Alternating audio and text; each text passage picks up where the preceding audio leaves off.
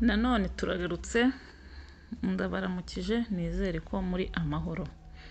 Nk'ibisanzwe tugiye kubagezaho ubuzima, amateka y'umwami Mutara wa gatatu Rudahigwa. Uyu ni umwami wagize ibigwi bikomeye, ni umwami wakunzwe n'abaturage, ni umwami uzwi cyane, niyo mpamvu nifuje kubagezaho bimwe mu byaranze ibikorwa bye n'ubuzima bwe kugeza atanze. Uyu nta wundi ni Mutara wa gatatu Rudahigwa nk'uko nabibabwiye. Umwami Mutara Rudahigwa yari umwe mu bami bakomeye kandi b'ingenzi mu mateka y'u Rwanda.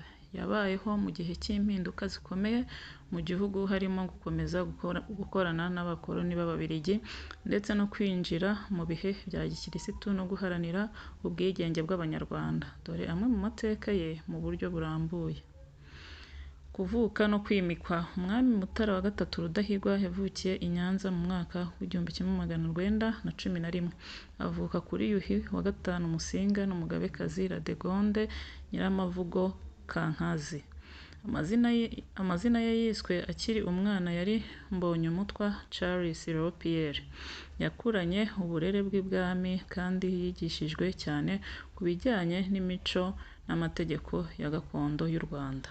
Mu mwaka w'1931 se umwami Yuhi wa gatanu Musinga yakuweho n'Ababiligi bamuziza kutaborohereza mu gukomeza gucengeza ibikorwa byabo by'ubukoloni. Mbonyumutwa yimitswe kuba umwami w'u Rwanda ku izina rya Mutara wa gatatu Rudahigwa, aba umwami wa 27 w'u Rwanda.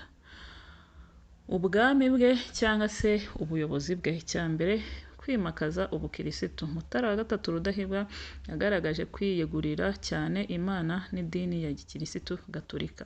Mu mwaka w'1946 yabatijwe mu idini rya Gatolika yitwa Charles Léo Pierre, maze yiyegurira u Rwanda Yezu Kirisitu umwami.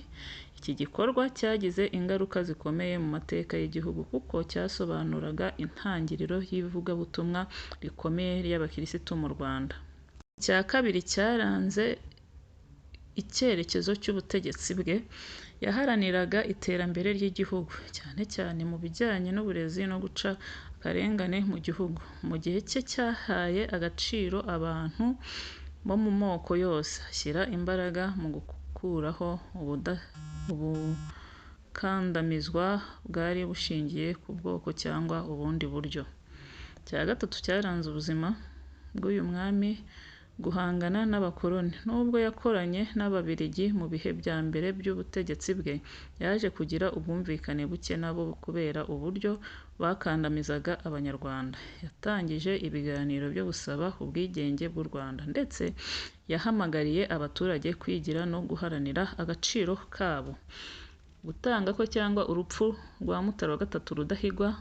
Umwami Mutara wa gatatu Rudahigwa yapfuye cyangwa yatanze tariki ya 25 Kanama 1959 i Bujumbura mu Burundi.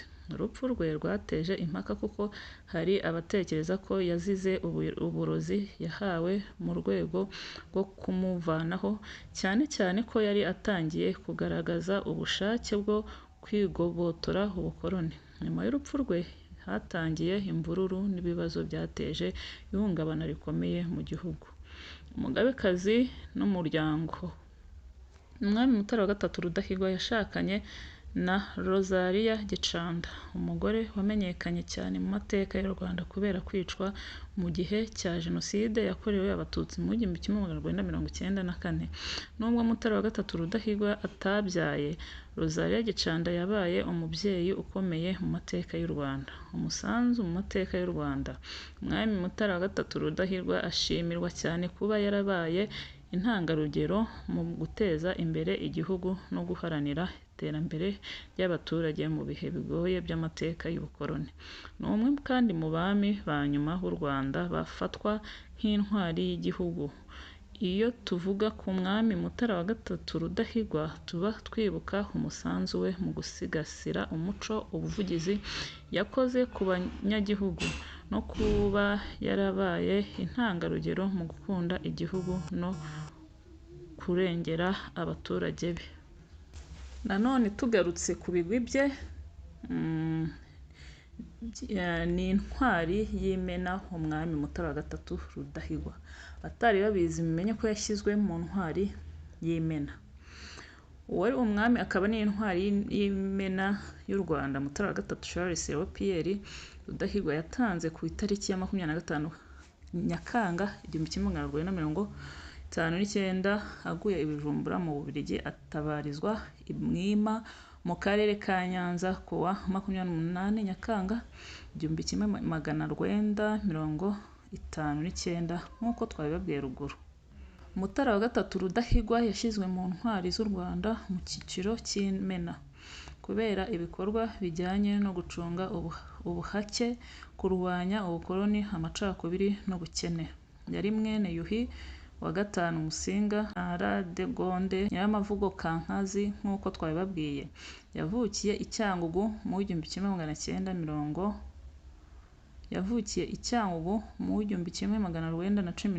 aho se Musinga yabaye igihe gito mbere yo kujya muri Kongo, ari naho yaguye i Moba amaze kwirukanwa mu Rwanda n'abakoloni b'Abadage kubera kwanga kuyoboka amategeko yabo. Umwami Mutara wa gatatu Rudahigwa yatanze afite imyaka 48. Yari atuye i Nyanza mu Rukari, ariko yateganyaga kwimukira hakurya ku Rwesero, aho yari yujuje inzu yari yubatse mu buryo bwa kizungu. Nanone Rudahigwa yari yarashakanye na Nyiramakomari mu 1933 wamubyariye umwana umwe w'umukobwa witwaga Gasibirege, akitaba Imana akiri muto. Hanyuma mu 1942 Rudahigwa ashakana na Rosalie Gicanda mu mwaka w'1942 barabana kugeza umwami atanze mu 1959. Gicanda yicwa muri Jenoside yakorewe Abatutsi mu 1994 nk'uko twabibabwiye haruguru. Mu bantu bose baganirije abagize uruhare mu kwandika igitabo bise Amateka y'u Rwanda kuva itangiriro kugeza mu kinyejana cya 20 cyasohotse muri 2016, nta n'umwe uhuza n'undi ku mpamvu yo gutanga kwa Mutara wa gatatu Rudahigwa. Bamwe bavuga ko yishwe n'urushinge rwa penicilline bamuteye ageze i Bujumbura, aho ngo yari yagiye gusaba abakoloni b'Ababiligi kureka u Rwanda rukigenga. Abandi bakavuga ko yazize kuva amaraso imbere mu bwonko, ibyo bita kuvurira imbere. Abandi ngo yazize kwitanga mu muhango. Hari n'abandi bavuga ko Mutara wa gatatu Rudahigwa yishwe ku kagambane k'abakoloni b'Ababiligi batamushakaga kuko yari amaze kubabera inzitizi muri politike bari bashize imbere yo gutanya abantu kugira ngo babashe kubayobora. Ababiligi bamaze gusimbura Abadage nyuma y'intambara ya mbere y'isi yose. Umugogo wa Mutara wa gatatu Rudahigwa watabarijwe i Mwima ku itariki ya 28 Nyakanga mu 1959 nyuma y'uko bari bamaze kwimika murumuna we Kigeli wa gatanu Ndahindurwa, wabatijwe Jean Baptiste, kuko Rudahigwa nta mwana w'umuhungu yasize nk'umwuzukuru w'ingoma.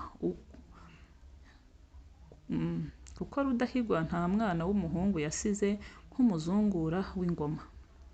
Umwami Mutara wa gatatu Rudahigwa yatanze hashize imyaka 13 yeguriye u Rwanda Kristo Umwami mu muhango wabaye mu 1946, akaba ari nabwo yari amaze kubatizwa akitwa Charles Léon Pierre.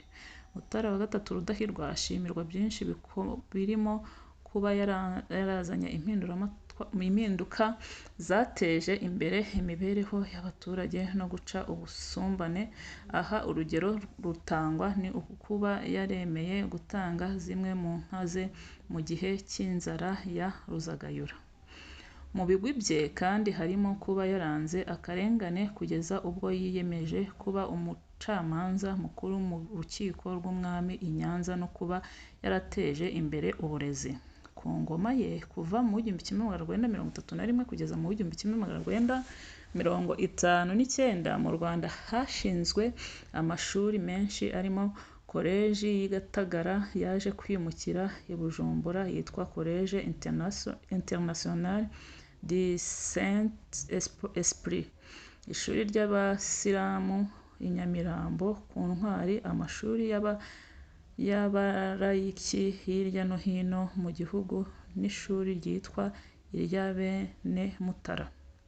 Umwami Mutara niwe muyobozi w'ikirenga w'u Rwanda watunze imodoka ndetse akagendera mu ndege bwa mbere. Abanyarwanda bamwe bafata Mutara Rudahigwa nk'impirimbanyi y'ubwigenge bw'u Rwanda, ku rwego rumwe na Patrick Lumumba wa Congo na Louis Rwagasore w'u Burundi. Abakozi b'ikigo gishinzwe ingoro z'umurage z'u Rwanda bavuga ko ku itariki yibukirwaho itabazwa ry'umugogo wa Rudahigwa nta bikorwa bijya biba. Icyakora ku munsi wibukirwaho itanga rye, umuryango we ngo ujya gusura umusezero we i Mwima ya Nyanza. Murakoze murakarama, ngayo nguko ayo ni amwe mu mateka yaranze ubuzima bw'umwami Mutara wa gatatu Rudahigwa. Uwiteka abarinde kandi ababere maso.